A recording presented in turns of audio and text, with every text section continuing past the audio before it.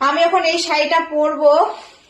তো সকাল সকাল আজকে সব কাজকর্ম করে রেডি হয়ে গেছি, জাস্ট শাড়িটা পরবো। আজকে যাচ্ছি হচ্ছে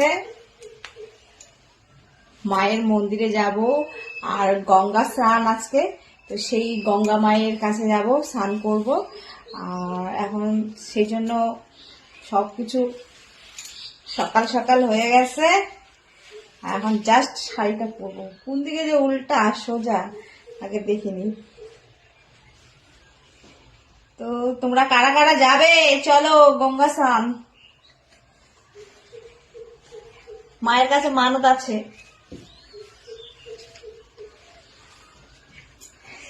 আমার ছায়া কালারটা বোঝা যাচ্ছে না গো। হ্যাঁ, আলাদা ছায়া পরি, তো হলুদ ছায়া পরে নিছি, কালারটা কিন্তু বোঝা যাচ্ছে। তো জাস্ট শুধু শাড়িটা পরে যাবো, যাই তো স্নান করবো, আমি আবার অন্য ড্রেস পরবো স্নান টান করে, তো সেই জন্য পরে নিলাম, অত ম্যাচিং করে দিলাম। তো তোমরা কারা কারা যাবে গঙ্গা স্নান বলো, দেখা হবে কিন্তু।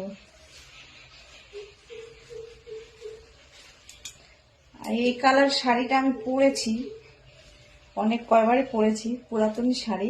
তো মায়ের কাছে যাব বলে আমি কেচে দিয়েছিলাম শাড়িটা, নাহলে আমার আবার কিচকিচ মনে হয়। পুজো করলে ধোয়া পরিষ্কার কাপড় চোপড় পরেই যেতে হয়, আমার নাহলে কিচকিচে লাগে।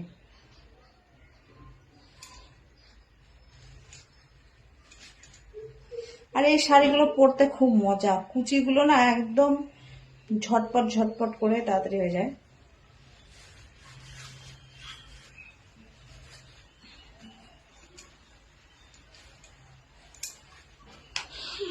থাকে অমনি না।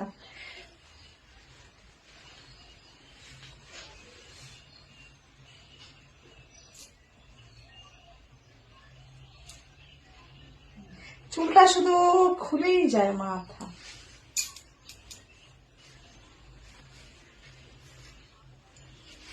পিনটা আর কি করবো, এরকমই ঠিক আছে, পিন পুরো ভালো লাগবে না।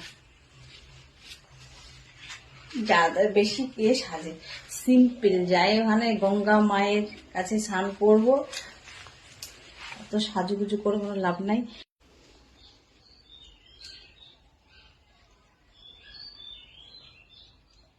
বেশি অত সাজুগুজু করবো না, জাস্ট শুধু একটাই পিন করবো, কারণ গিয়ে তো স্নান করতে হবে।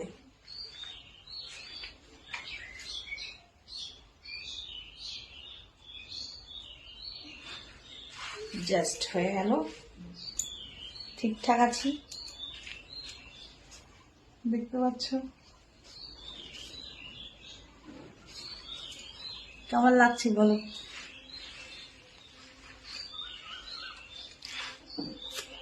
তো দেখা হচ্ছে তোমাদের সঙ্গে গঙ্গা স্নান, ঠিক আছে?